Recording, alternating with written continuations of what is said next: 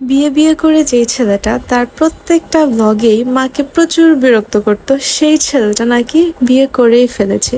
এখন বলুন তো আমি কার কথা বলেছি? তার সে যেভাবে বিয়ে করুক তার জন্য অনেক অনেক শুভকামনা, তার নতুন জীবনের জন্য অনেক দোয়া রইল। Hi, it's me Mahra from home decor ideas. আমি আপনাদেরকে ছোট ছোট হোম ডেকোর আইডিয়াস দিয়ে থাকি, আর আজকে আমি আপনাদেরকে ক্যান্ডেল হোল্ডার বানিয়ে দেখাবো, তাও মিরর দিয়ে। সত্যি কথা বলতে না, আমি প্রথমে একটু ভয়ে ছিলাম যে মিরর তো নিয়েছি, বাট আউটপুটটা কি আসলে ভালো আসবে। পরে ভাবলাম যে না, করে যখন স্টার্ট করেছি শেষ করে নিব আর ভালো করার চেষ্টা করব। যাই হোক, আমি ওই কথা মতো প্রথমে এই স্কোয়ার শেপের মিরর নিয়েছি। এটা মনে হয় 2 টাকা কি 3 টাকা করে পিস পড়বে, আমার আসলে মনে নেই, মেবি 2 টাকা করে নিয়েছিল।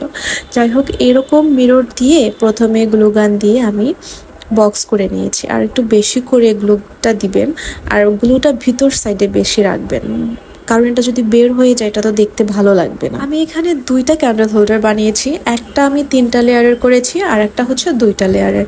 এখন আপনারা যদি মনে করেন যে না আমি আর একটু উঁচু হাইট করব, দেন ইটস ইয়োর চয়েস, আপনারা আপনাদের ইচ্ছা মতো হাইট করে নিতে পারেন। বাট আমি বলবো বেশি উঁচু না করাই ভালো, একটা মিডিয়াম হাইট পর্যন্তই ঠিক আছে, কারণ এর উপরে আপনি আবার ক্যান্ডেল বসাবেন, এর হাইটটা আরো উঁচু হয়ে যাবে। আর এই যে কাপগুলো দেখতে পাচ্ছেন, এগুলো অনেকেই আমাকে জিজ্ঞাসা করেছেন যে আপু আপনি এটা কোথায় পেয়েছেন। আমি অনেকবারই বলেছি, বাট আবার বলছি, এটা হচ্ছে আমি ডোরবেল থেকে খুলে নিয়েছি, আমার একটা নষ্ট ডোরবেল। আর আপনারা চাইলে কিনেও আনতে পারেন, এটা পার পিস খুবই কম টাকা পড়ে, মানে যখন গ্লাস কিনবেন তখন এটা কিনে নিয়ে আসবেন। আর এই তো আমার ক্যান্ডেল হোল্ডার বানানো শেষ হয়ে গিয়েছে, আর আপনারা অবশ্যই বলবেন আপনাদের কাছে কেমন লেগেছে।